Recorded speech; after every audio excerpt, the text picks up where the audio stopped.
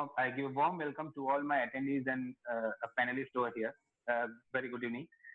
We are delighted to welcome you to the webinar, No Bigger Wealth Than Health. First and foremost, we sincerely hope that you all are safe and sound. Coronavirus has completely disturbed our life. We are seeing a time with most of us never predicted in our lifetimes. While the number of cases keep on rising, most of the patients face mild symptoms.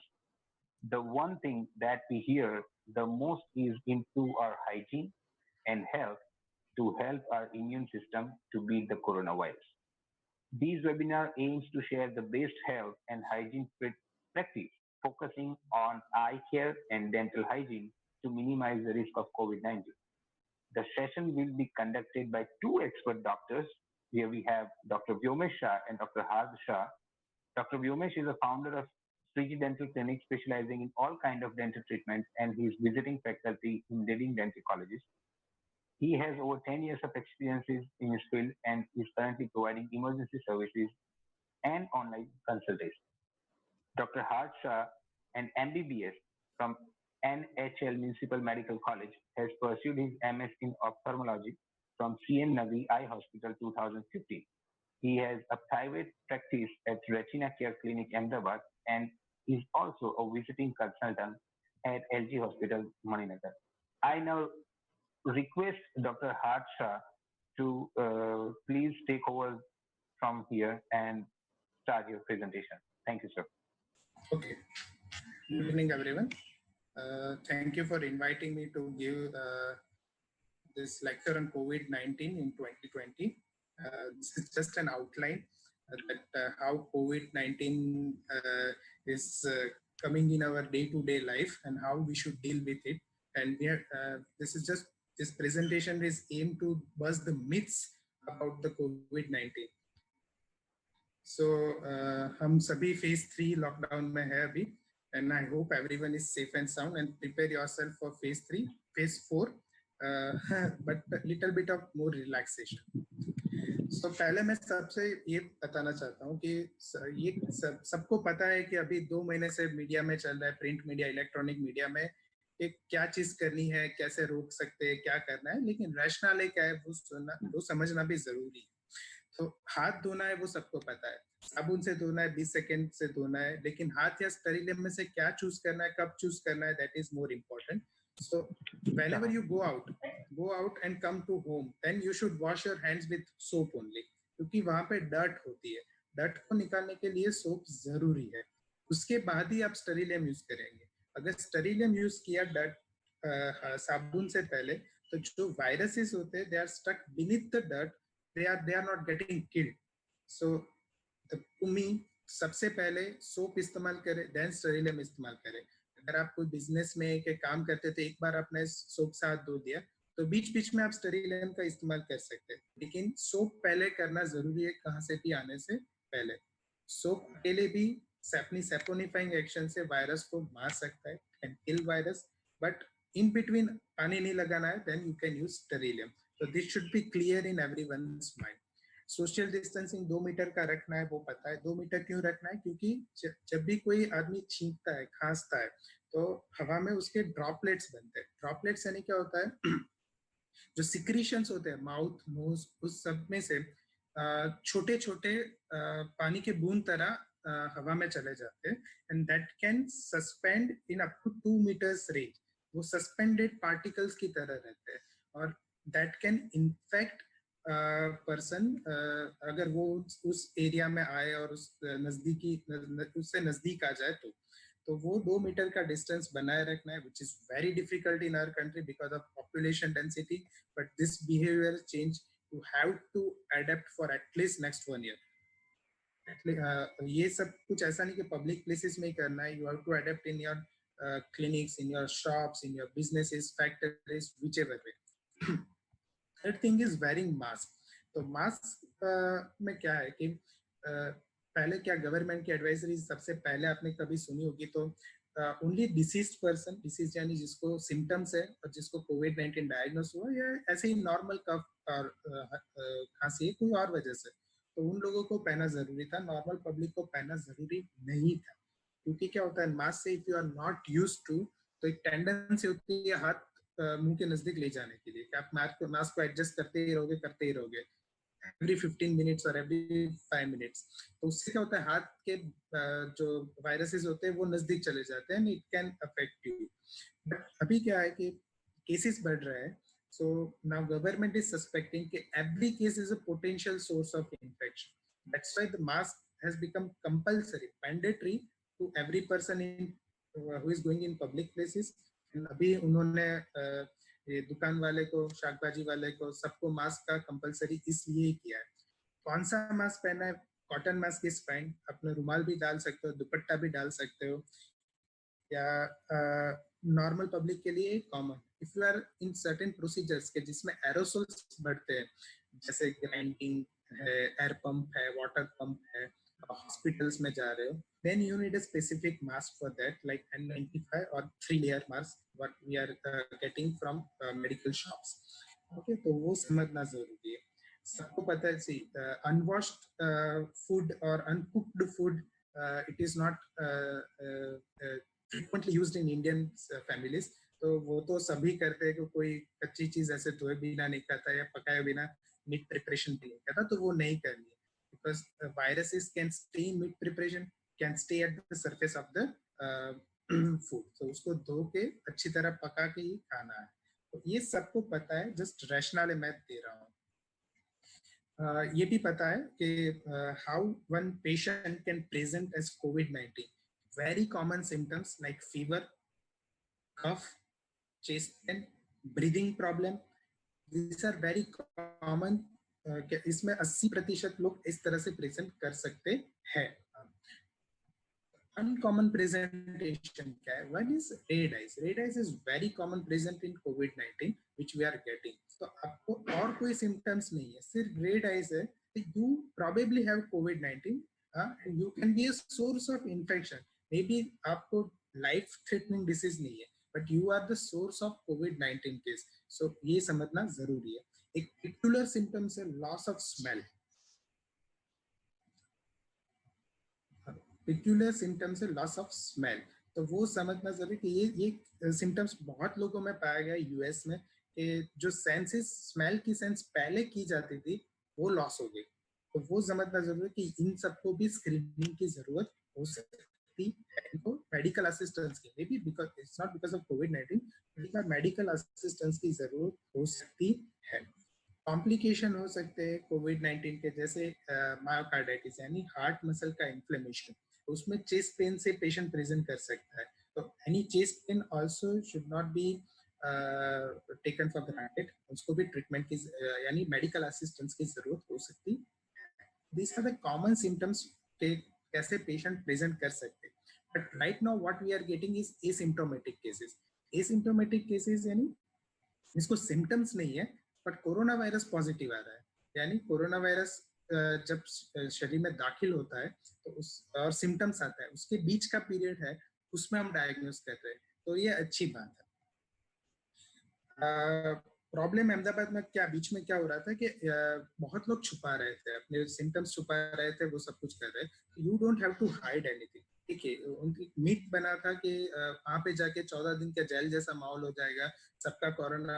I have seen because my residents are going there, तो उन्होंने बताया था कि ये corona swab में डाल के मुंह में डाल देते हैं, इसीलिए वो लोग स्क्रीन नहीं कराते। You don't have to hide anything, ठीक है, you don't have to hide. आपको जल्दी से जल्दी छोटा भी प्रॉब्लम हो डॉक्टर का असिस्टेंस लेना जरूरी है, बिकॉज हर खांसी वाला पेशेंट कोरोना नहीं होता, लेकिन कोरोना वाला खांसी वाला हो सकता है, इसीलिए दिखाना जरूरी होता है, ठीक है, तो छुपाना नहीं। अभी हम थोड़े मिथ्स क्लियर करेंगे। तो एक मिथ है टेस्टिंग पे, कि टेस्टिंग ये गवर्नमेंट कर रही है कि रैपिड टेस्टिंग है, तो रैपिड टेस्टिंग क्यों नहीं कर रहे, ये जो टाइम ले रहा है वैसे क्यों कर रही है सरकार टेस्टिंग। तो ये समझना जरूरी है कि दो टाइप के टेस्ट होते हैं, one is called PCR test, another called antibody test. तो पीसीआर टेस्ट क्या करता है? पीसीआर टेस्ट वायरस को आइडेंटिफाई करता है बॉडी में से, वायरस को आइडेंटिफाई करता है, यानी पेशेंट इन्फेक्ट हुआ तो उसके दूसरे दिन भी ये टेस्ट पॉजिटिव आ सकता है, उसकी सेंसिटिविटी भी बहुत अच्छी है। तो पीसीआर टेस्ट जो है उसकी सेंसिटिविटी तकरीबन 98% होती है। उसको आने में तकरीबन 1 दिन जितना टाइम लगता है कई लैब में, तो बट दैट इज फाइन। जो IgM IgG टेस्ट है, that is called antibody test, वो क्या है कि जब वायरस शरीर में आता है उसके अगेंस्ट हमारी इम्यून सिस्टम कुछ प्रोटीन्स बनाती है, उसको इम्यूनोग्लोबुलिन बोलते हैं। उसमें IgM और IgG टाइप के होते हैं। तो जो वायरस शरीर में आया और हमारा बॉडी ने रिस्पॉन्ड किया, उसमें टाइम लगता है। तो IgM जो सबसे पहले आता है उसको तकरीबन 7 दिन लगते हैं और IgG को 14 से 15 दिन लगते हैं। तो this test comes positive only after 7th day of infection। कईयों में 10 दिन पे ही आता है, कईयों में 14 दिन पे आता है, 7 दिन से पहले नहीं आता। तो जो अर्ली फेज है जहाँ पे हम पेशेंट को आइडेंटिफाई कर सकते, वो मिस कर जाते हैं। तो it is rapid test, but what जो एम है टेस्ट का, टेस्टिंग ज्यादा का, वो मिस कर जाते हैं। तो इसका मतलब नहीं होता है, इसका मतलब स्क्रीनिंग में, सर्विलेंस में होता है, that's a different story. But जो अर्ली डायग्नोसिस है उसमें IgM IgG का मतलब नहीं है। सो तो PCR is taking, PCR test is taking time, but it is very useful। ठीक है, अभी हमको के ऐसे टेस्टिंग क्यों बढ़ रहा है? अहमदाबाद में सबसे ज्यादा पर मिलियन टेस्ट हो रहे हैं, मोर देन 3000 टेस्ट, ऐसा म्युनिसिपल कमिश्नर ने बोला था। तो क्यों कर रहे थे? एक एपिडेमियोलॉजी में एक फिनोमिनन है, tip of the iceberg phenomenon. तो जो टिप ऑफ द आइसबर्ग, ऐसा आपने सुना होगा कि समुद्र में जाते और आइसबर्ग दिखे तो 10% ही दिखता है, 90% छिपा हुआ होता है। तो आइसबर्ग इज सिंगल, बट हमको दिखता है 10% ही है। तो ऐसे केसेस जो हमको दिख रहे हैं, this are 10% of the problem. 90% of the cases are hidden beneath the sea, in the crowd. 90% of the cases in the crowd. तो उनको आइडेंटिफाई करना जरूरी है, क्योंकि अगर वो आइडेंटिफाई नहीं किया तो वो किसी और को कोरोना फैलाते रहेंगे। तो उसके लिए एक्टिव टेस्टिंग और एग्रेसिव कॉन्टेक्ट ट्रेसिंग की बहुत जरूरी अहमियत बहुत है इसकी। जो भी पेशेंट आता है उसके कॉन्टेक्ट डिटेल्स पूरी की पूरी लेते और उन सबको स्क्रीनिंग करते, क्वारंटाइन करते हैं कि वो आगे ना बढ़े। So the purpose is that only. That's why the number of cases are higher, because we are finding the cases which are hidden in the crowd. Okay, तो ये इससे घबराना नहीं कि केस बढ़ रहा है, क्योंकि it's bound to happen. Other thing is community transmission stage की। कम्युनिटी ट्रांसमिशन क्या है? तो एपिडेमियोलॉजी में क्या होता है, जब तक हमको कोई केस मिलता है और उसकी कॉन्टेक्ट हिस्ट्री कोई डिसीज यानी कोविड-19 वाले पेशेंट से हमको मिलती है, दैट मीन्स इसको पता है कि इसको यहीं से लगा होगा।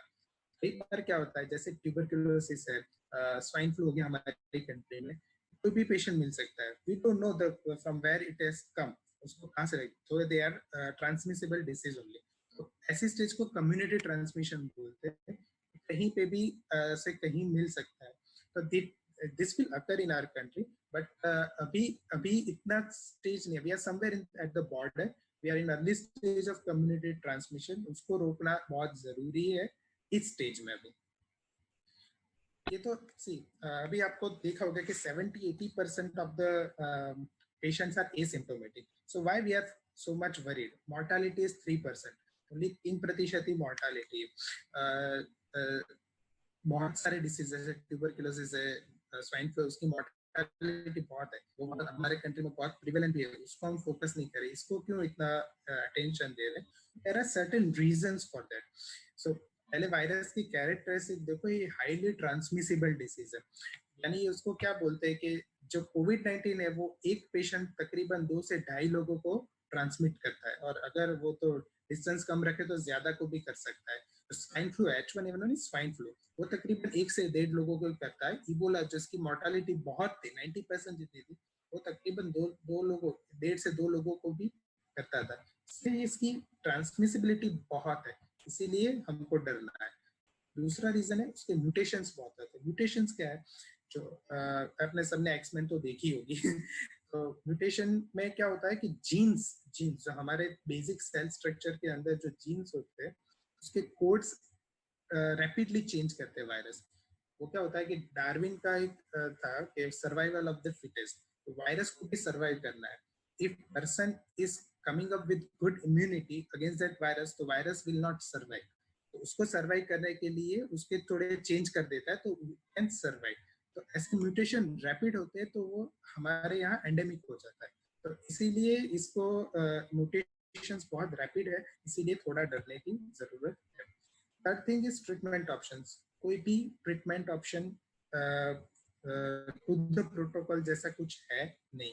कोई एंटीबायोटिक अप्रूव्ड नहीं है इसके लिए, कोई एंटीवायरल भी अप्रूव्ड नहीं है, कोई स्टैंडर्डाइज प्रोटोकॉल भी नहीं है, because it's a new thing, that's why we have to worry about this.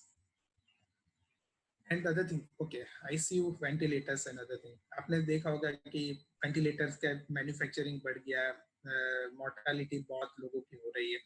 क्यों? देखिए, केसेस बढ़ रहे हैं तो दो only 1-2% are to be admitted in ICUs, तो भी उसको वेंटिलेटर की जरूरत तो होगी। और जो भी वेंटिलेटर में पेशेंट जाता है तो उसमें से तकरीबन 2 में से 1 पेशेंट का डेथ होता है। अगर बहुत सारे केसेस हो गए और उसके 1% 2% भी गिनो तो बहुत सारे वेंटिलेटर की जरूरत पड़ सकती है, और अच्छे से अच्छे देशों में हेल्थ केयर सिस्टम कोलैप्स कर सकती है, बिकॉज सब देशों में एक लिमिटेड कैपेसिटी होती है। उससे बियॉन्ड जाएगा तो ट्रायड सिस्टम लाना पड़ेगा। ट्रायड सिस्टम क्या होता है? अगर इसकी उम्र 80 साल से ज्यादा है तो उसके वैसे भी chances of survival are less, so the hospital और the authorities will deny the treatment to them. They will try to save only the younger persons. So ये समझना जरूरी है कि ये स्टेज में हम ना आए. It will give bad impression and it will be a social havoc. So इसलिए डरना थोड़ा जरूरी था. एंड अदर थिंग कि ट्रीटमेंट ट्रायल्स की जो मिथ्स है वो क्या है? तो सबसे पहला HCQS, देखा होगा कि गवर्नमेंट ने HCQS का प्रोडक्शन बढ़ा दिया, सब देशों को वो लोग एक्सपोर्ट कर रहे हैं। लेकिन HCQS क्या है? HCQS दवाई that was meant for rheumatoid arthritis. जो क्लोरोक्विन था that was meant for malarial treatment. तो ये कोई एंटीवायरल दवाई नहीं है, ये इम्यून मॉड्यूलेट करती है। इम्यून मॉड्यूलेट क्या कहते हैं? जो हमारे रोग प्रतिकारक शक्ति होती है उसको मॉड्यूलेट इस तरह करती है कि वो वायरस के सामने थोड़ा फाइट कर सके। और HCQS की साइड इफेक्ट्स भी बहुत है, वैसे ओवर द काउंटर मिलती है लेकिन लेनी नहीं चाहिए सबको। गवर्नमेंट ने स्पेसिफिक एडवाइस दी है किस किस को लेनी चाहिए। जो डॉक्टर सिर्फ कोविड-19 पेशेंट के केयर में इन्वॉल्व है उसको लेनी है। उसके स्टाफ को जो वार्ड में दे रहे वार्ड में है, यानी सिस्टर्स, ब्रदर्स, स्वीपर्स, उसको लेनी है। और उसकी जो रिलेटिव जो उसकी देखभाल करे उसको लेनी है। इसके अलावा किसी और इन सबको भी अंडर डॉक्टर्स प्रिस्क्रिप्शन गाइडेंस, क्योंकि इसके साइड इफेक्ट्स होती है विच आर डेडली समटाइम्स। ठीक है, तो वो समझना जरूरी है। सेकेंड थिंग, ये रेमडेसिविर, ये दवाई है एंटीवायरल जिसके ट्रायल चल रहे हैं और hope so it will come, but इसकी अभी बहुत डिटेल्स नहीं है अवेलेबल। सो ऐसे मत सोचना कि ये आ गई तो मिरेकल हो जाएगा, still it is in a trial. Third thing, जो हमारे यहाँ पे बहुत पहले चला था कि BCG वैक्सीन है, TB की वैक्सीन ली है तो वी आर सेफ, तो ऐसा नहीं है। BCG वैक्सीन हम जन्म के तुरंत बाद देते हैं सभी बच्चों में, ऐसे स्कार सभी के हाथ में होगा। तो ये TB के अगेंस्ट वैक्सीन है। देखिए, ये वैक्सीन की पोटेंसी, एफिकेसी जो हम बोलते हैं, वो TB के अगेंस्ट 100% नहीं, तो इसे वायरस के अगेंस्ट तो नहीं होने वाली। तो इससे थोड़ा हमें फायदा है ऐसा एसोसिएशन में आता है, लेकिन इससे हम बच जाएंगे ये मिथ है, इसको समझना जरूरी है। Third thing, last thing is plasma therapy. देखिए, प्लाज्मा थेरेपी क्या चीज है? जो पेशेंट्स कोविड-19 को मात दे के बाहर आ गए, उसके खून में, उसके ब्लड में इम्यूनोग्लोबुलिन्स होते हैं जो कोविड-19 के अगेंस्ट होते हैं। तो उसके जो ब्लड है उसको हम निकाल के, उससे प्लाज्मा जिसमें एंटीबॉडीज रिच होता है उसको निकाल के हम स्टोर करते हैं। और जो क्रिटिकली इल पेशेंट है जिसको आईसीयू में है, वेंटिलेटर पे, उसमें हम ट्राई कर सकते हैं ऐसे इम्यूनोग्लोबुलिन देने का that can fight against covid. Still is in experimental stage, हम लोग ट्राई करने वाले हैं, लेकिन इसके कुछ कॉन्क्रीट एविडेंसेस जब आए तभी माना जा सकता है कि ये अच्छी है या इट्स नॉट यूजफुल। ठीक है, तो ये आ गई तो बच जाएंगे सभी, ऐसा भी नहीं है। Still we need some results to back our things. The other thing, ये तो हो गया। मैं बोल रहा हूँ कि मेरी स्पेशलिटी के बारे में कि जब आंख लाल हो जाए तो क्या करना चाहिए। सी, आंख लाल हो जाए तो at least you should avoid eye rubbing. आपको टच नहीं करना है, because that virus can come into your hand and उससे आप कहीं और ट्रांसमिट कर सकते हो। You are a potential source of infection. कभी भी ओवर द काउंटर ड्रग्स, कोई भी आईटोन या ऐसा कुछ ड्रॉप्स मिलते हैं वो लेना नहीं चाहिए। सिर्फ मेडिकल असिस्टेंस, कोई भी डॉक्टर को जल्द से जल्द दिखाना चाहिए। डाइट अच्छा रखना चाहिए और इस हालत में अपने आप को सेल्फ आइसोलेट कर देना चाहिए, because nobody is going to test you for COVID-19 or because of other viral conjunctivitis or other cause of conjunctivitis. So better to self isolate your room, then अपना नैपकिन, टॉवेल्स, बेडशीट सबको अलग सबको transmit हो सकता है, तो वो अलग रखना है। जनरली विद ट्रीटमेंट 10-15 दिन कंजक्टिवाइटिस तक आपको सस्पेक्ट किया, अच्छा खाना खाइए, हाथ मत लगाइए और डॉक्टर की सलाह दीजिए, यही करना है। कोविड-19 कोई टेस्ट नहीं करेगा because you don't have symptoms from it. Other thing जो मैं बताना चाहता हूँ कि वैक्सीन आ जाएगी तो क्या होगा, कब आनी चाहिए, क्या कंसेप्ट है वैक्सीन का। देखिए वैक्सीन का कंसेप्ट क्या है कि वैक्सीन क्यों देते हैं कि इम्यूनिटी बढ़ाने के लिए, कि उस वायरस के अगेंस्ट इम्यून हो जाए। लेकिन ये बहुत म्यूटेशन वाला वायरस है, तो जो भी वैक्सीन आएगी तो वो थोड़े दिन चलेगी या 6-12 महीना चलेगी, उसके बाद उसकी स्ट्रेन चेंज होगी, तो we need to give the booster dose of vaccine. So ऐसा हो सकता है, लेकिन वैक्सीन आने में तकरीबन 1 साल लगेगा, 1-1.5 साल, क्योंकि उसके ट्रायल्स में जाना चाहिए। वैक्सीन से इम्यूनिटी बढ़ती है और दूसरा इन्फेक्शन हो जाए और इन्फेक्शन होने के बाद इम्यून हो जाता है पेशेंट, तो वो दो चीज से इम्यूनिटी बढ़ती है। हर्ड इम्यूनिटी क्या होता है? हर्ड मीन झुंड यानी ग्रुप ऑफ पीपल, उसकी इम्यूनिटी क्या है? अगर 100 में से 70% को इन्फेक्शन हो गया, 70% वैक्सीन हो गई, तो उन सबको वायरस के अगेंस्ट एंटीबॉडीज बन जाएंगे, तो वो सब इम्यून हो गए, तो वो 70% 30 लोगों को बचा पाएंगे। ठीक है, तो दैट इज हर्ड इम्यूनिटी। तो इसमें क्या होता है, मैंने डायग्राम लिया है, तो आप देखोगे जो ब्लू डॉट्स है दे आर इम्यून पीपल, जो रेड है they are infected people, and white है अनइम्यून पीपल है। अगर ब्लू पीपल ज्यादा है तो इन्फेक्टेड पीपल व्हाइट सर्कल्स को इन्फेक्ट नहीं कर पाएंगे, अगर वो कम है तो ये डायरेक्टली इन्फेक्ट कर पाएंगे। इसीलिए इम्यूनाइजेशन का रेट सबसे ज्यादा होना चाहिए या फिर इन्फेक्शन का रेट सबसे ज्यादा होना चाहिए। ठीक है, तो ये समझना थोड़ा जरूरी है। अभी लॉकडाउन का रेशनल है तो पता है कि ये हाईली ट्रांसमिसिबल है, तो उसको बंद करना है, इसलिए कर सकते हैं, तो लॉकडाउन करना जरूरी था, या definitely it was needed step. But एक ही चीज है अभी, इतने सारे दिन लॉकडाउन हो गया, now we want to develop herd immunity. Herd immunity यानी, क्योंकि वैक्सीन आने में टाइम है, कोई दवाई नहीं है, अभी एक ही चीज है जो हमको फ्यूचर में बचा सकती है कि मैक्सिमम पीपल को इम्यूनिटी इससे आ जाए। तो एक बात है कि थोड़ा बहुत रिलैक्सेशन लॉकडाउन में होना चाहिए, कि जिस तरह से वो बाहर जैसे पीपल सबसे ज्यादा जाएंगे तो एसिम्प्टोमेटिक पेशेंट्स बढ़ेंगे, तो उनकी इम्यूनिटी भी बढ़ती जाएगी। हम आगे बताया, अगर 70-80% इम्यून हो गए तो बाकी के 30% को वो बचा पाएंगे। ठीक है, तो इसलिए जरूरी है कि थोड़ा रिलैक्सेशन फ्यूचर में आना चाहिए, maybe आफ्टर मंथ और सो। अभी मैं दूसरी चीज बता, what we are facing problem के जनरल पब्लिक को हॉस्पिटल में आते समय कुछ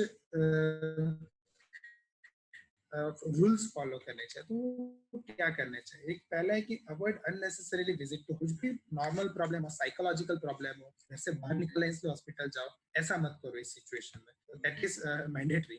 एक अपॉइंटमेंट इसलिए लेनी चाहिए क्योंकि सभी डॉक्टर्स अभी they keep time between patients, minimum half an hour, तो वो सब अपॉइंटमेंट लेके ही जाना चाहिए। एक ही रिलेटिव लेके जाओ, सबसे ज्यादा अगर if you have very minor complaint, dental clinic पे जाते हो, माइनर कैप फिट करानी है, सब कुछ कराना है, तो रिलेटिव की भी जरूरत है, तो don't take relative with you, okay, because they can also get infected at certain place. High risk clinics है, ऑप्थेल्मोलॉजिस्ट, डेंटिस्ट, ईएनटी, गैस्ट्रोलॉजिस्ट, तो वो सब हाई रिस्क क्लिनिक है कि वहां पे एरोसोल जनरेटिंग प्रोसीजर ज्यादा होती है, तो इन सब चीजों में अननेसेसरी जाना तो अवॉइड ही करो। जब आप घर पे आ जाओ, टेक बाथ, फुल सोप से पूरा बाथ ले लो हॉस्पिटल से आके, और हॉस्पिटल में जो भी रूल्स किए हैं उसको स्ट्रिक्टली फॉलो करो, ये सब कुछ करना बहुत जरूरी है। And finally, this is not the end. We have to learn with this not this corona, but this coronavirus. तो जीना इस कोरोना वायरस से है, तो क्या करना चाहिए वो मैं सिंपल गाइडलाइंस थोड़ी मैंने बनाई है। तो आपके जो भी बिजनेस है, आप समझ लीजिए आप कोई फैक्ट्री में काम करते हो, कुछ भी काम करते हो, तो वहां पे कौन सी ऐसी प्रोसीजर है जो एरोसोल जनरेट करती है। एरोसोल यानी ड्रॉपलेट्स, यानी पानी की बूंदे, हवा की बूंदे, वो जनरेट करती है। जैसे ग्राइंडिंग है, एयर पंप है, प्रेशर पंप्स है, जो भी आपके जहाँ पे एरोसोल जनरेट करते हैं उसको स्पेशल अटेंशन देना है, बिकॉज वो सस्पेंडेड रहते हैं। तो जो भी काम वो लोग करते हैं जो इसके नजदीक रहते हैं, उन सबको face shield, gown, mask, gloves, glasses, यानी सब कुछ प्रोटेक्ट करना होगा इन सबको। जो रिसेप्शन पे है, कईयों पे शोरूम्स होंगे, उसके रिसेप्शनिस्ट होंगे, हॉस्पिटल्स में रिसेप्शनिस्ट होंगे, उन सबको फेस शील्ड, मास्क, सैनिटाइजर देना होगा, because they come into contact with direct with your client। जो एयर कंडीशनर है उसका टेम्परेचर 24 से नीचे मत रखो, 25 से 30 रखो, और डोर्स ओपन रखो। हमारी हैबिट है कि एयर कंडीशन का डोर्स क्लोज करते हो, लेकिन डोर्स ओपन रखने चाहिए। एक थियरी है कि क्रॉस वेंटिलेशन होना चाहिए, तो सस्पेंडेड पार्टिकल्स कम रहेंगे। एयर कंडीशन क्या होता है, सिंगल वे एयर फ्लो होता है, तो उससे क्रॉस वेंटिलेशन नहीं होता। इसमें अगर डोर क्लोज रहा तो बाहर की एयर अंदर आके सस्पेंडेड रह सकती है, तो इसलिए डोर्स ओपन रखने होंगे। ठीक है। डोर हैंडल, वेटिंग सीट जो फ्रीक्वेंटली टच होती है उसको सोडियम हाइपोक्लोराइड एक सोल्यूशन आता है, या फिर नॉर्मल ब्लीचिंग सोल्यूशन, इससे हम एवरी 1 आवर और 1.5 आवर उनको साफ करना पड़ेगा। Staff training, staff screening and shift work, ये बहुत इंपॉर्टेंट है। स्टाफ का भी स्क्रीनिंग करना पड़ेगा, रोज स्टाफ की ट्रेनिंग करनी पड़ेगी, how to take care, and shift में काम करना पड़ेगा, because if one person is getting affected, you need to ask them to get quarantine, and you need another person to take over that particular work। तो उसके लिए shift बहुत है। अगर सबको हो गया तो सब क्वारंटाइन, तो बिजनेस बंद हो गया। Shift work is more important. So these are just guidelines. I'll be happy to take your questions later. So prevention is better than cure. Thank you. Thank you.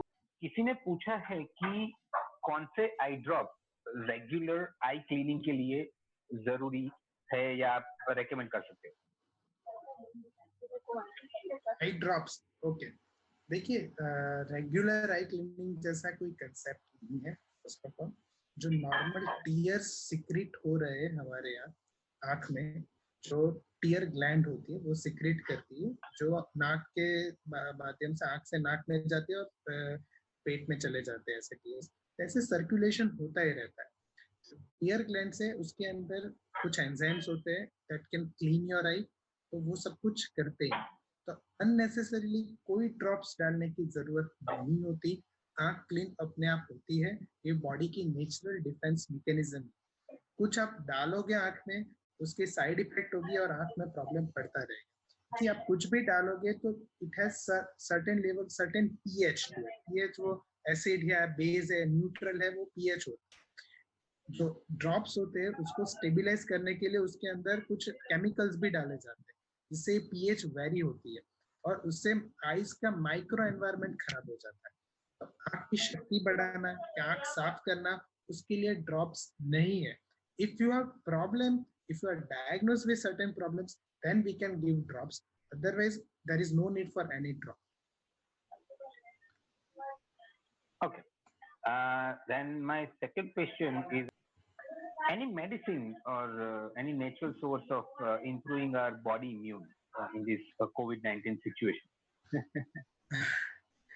It's a very beautiful question. Whoever asked, I really appreciate. It's very good question, but I'll elaborate in some way.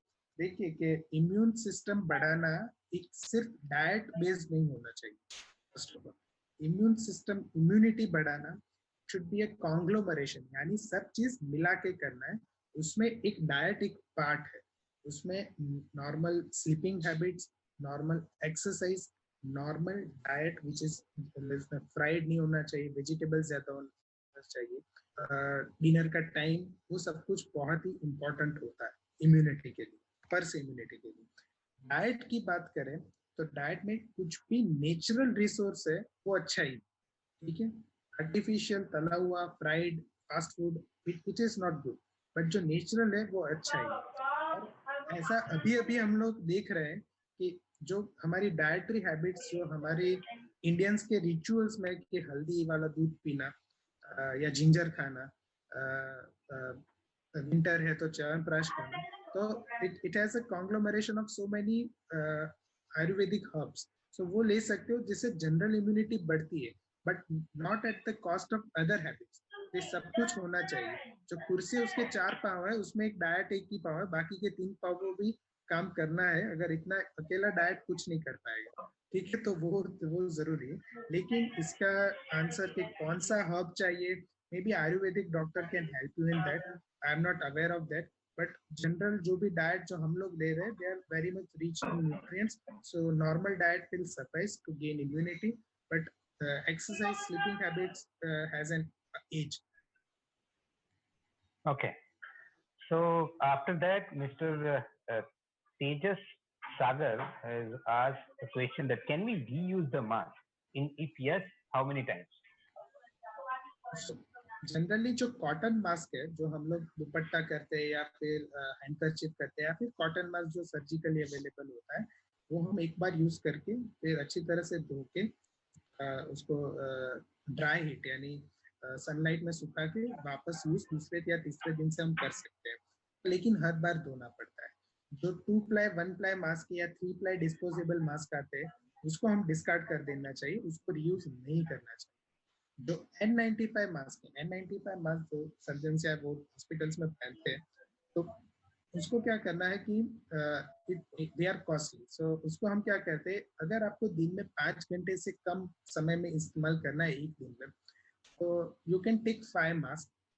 आप एक बार use करो, एक mask को एक zip lock में pack करके sunlight में रखो, उसके ऊपर 1 नंबर लिख दो, फिर दूसरे दिन दूसरा मास्क यूज करो, उसको 2 नंबर लिख दो, तीसरे दिन तीसरा करो, चौथे दिन चौथा करो, पांचवें दिन पांचवा करो, फिर छठे दिन पहला करो, ठीक है। तो जो भी एक्सटर्नल सरफेस ऑफ मास्क पे जो भी ड्रॉपलेट से आए हैं, तो within 6 days they will get killed, और उसकी इन्फेक्टिविटी बहुत कम हो जाती है, that you can reuse up to 3 to 4 times, ठीक है। पर दिन में 5 घंटे से कम होना चाहिए, अगर उससे ज्यादा है तो definitely you should discard that mask. जो भी डिस्पोजेबल मास्क आता है उसको एक ही जो 1 प्लाई 2 प्लाई 3 प्लाई आता है, उसको डिस्कार्ड ही कर देना चाहिए, उसको यूज नहीं करना चाहिए। कॉटन मास्क को जैसे मैंने बताया वैसे यूज कर सकते हो। Okay, fantastic. एक बहुत ही कॉमन क्वेश्चन है, 2-3 लोगों ने पूछा है, name a few like mister Harish Shah, mister संदेश संपर्क and Mr. Rikin Shah, they want to ask that कि vitamin tablets are safe to take, अगर हैं तो जैसे विटामिन सी की टैबलेट्स आती हैं विद जिंक इन मार्केट, तो वो बेटर है लेना, अगर है तो कौन सी है? देखिए, विटामिन की टैबलेट जो आती है, ठीक है, ऐसे अभी सब लोग बोल रहे हैं कि जिंक लेना चाहिए, लेना, ये सब कुछ हमारे डाइट में होता ही, ठीक है। विटामिन सी, आप लेमन हर रोज खाते हो, लेमन के बिना कोई चीज नहीं करते, तो वो हर रोज खाते हो, तो उसमें विटामिन सी आती है। जिंक की प्रिपरेशन भी बहुत सारे हरी सब्जियां उसमें होती है, तो अननेसेसरीली एक्स्ट्रा लेने की जरूरत नहीं होती है। If you really want to take it, अगर चलो इससे इम्यूनिटी बढ़ेगी, ऐसे फॉल्स सेंस ऑफ परसेप्शन में रहना चाहते हो, then you can take Zincovit आती है, लिंसी आती है, there are lots of, everyone is its own merits and demerits, तो वो आप ले सकते हो। लेकिन ये बात समझना जरूरी है, सिर्फ फॉल्स सेंस में नहीं आना कि हम लोग सिक्योर हो गए। देखिए, they are just important, they are supportive, they are not giving you 100% surety. आप ले तो कुछ भी सकते हो, this are over the counter drugs, लेकिन जैसे डाइट अच्छी तरह से रखोगे तो इसकी जरूरत कम पड़ेगी। Okay. It is very quite a unique question and very important as well to all the attendees as well as the panelists. Harish जी ने पूछा है कि what is the first symptom to indicate COVID-19? All symptoms are seen at the same time or one by one? It's quite of a technical question, sir. Please, I hope you can enlighten that. Yes. See, देखिए, कोविड-19 जो है वो different symptoms से present होता है। एक perfect chronology नहीं होती कि ये पहले आएगा ये बाद में आएगा। कईयों को हमने देखा है कि starting from first day they face breathlessness and patient succumbs on second day. कईयों को है कि एसिम्प्टोमेटिक है, कुछ होता ही नहीं, कईयों को होता है माइल्ड स्नीजिंग होता है, फिर कुछ नहीं होता है। ऐसे क्रोनोलॉजी सेट नहीं होती आप उसको कि ये पहले आएगा ये बाद में आएगा, ऐसा नहीं होगा। कुछ भी कहीं भी कैसी तरह से आ सकता है। कई पेशेंट्स को मैंने बताया कि दे कम विद चेस्ट पेन, उसको मायोकार्डाइटिस बोलते हैं, जिसको हार्ट का मसल का इन्फ्लेमेशन हो जाता है, इस तरह से प्रेजेंट करते हैं। तो उसमें क्या क्रोनोलॉजी कोई सेट नहीं होगी। तो ये समझना जरूरी है कि ये इसके बाद ये आएगा, इसके बाद ये आएगा, ऐसा नहीं है। ठीक है, कभी भी कोई भी सिम्टम आ सकता है। जनरली जो हम वायरल इलनेसेस देखते हैं तो उसमें होता है कि इनिशियल डेज में फीवर थोड़ा ज्यादा होता है, देन धीरे धीरे धीरे थोड़ा कम होता जाता है, एंड कफ को जाने में थोड़ी ज्यादा टाइम लगता है। तो दैट यू कैन असेस, चलो फीवर पहले 2 दिन थोड़ा ज्यादा रहेगा और कफ वाला अगर उसको जाना है तो थोड़े दिन बाद जाएगा। That is common with all respiratory virus diseases. Okay, one more question to Dr. Hard, and that is asked by Mr. Vaibhav. And his question is, as a pathology lab profession, what precautions he has to take against the COVID-19, even if for the technician or as a technical person of the pathology lab? So pathology lab में 2 तरह के होते हैं। एक तो collection वाले लोग होते हैं, तो they generally come into direct contact with the patients. Per pathologist जो होते हैं, they sit in lab and they see the blood smears और दे रन द टेस्ट।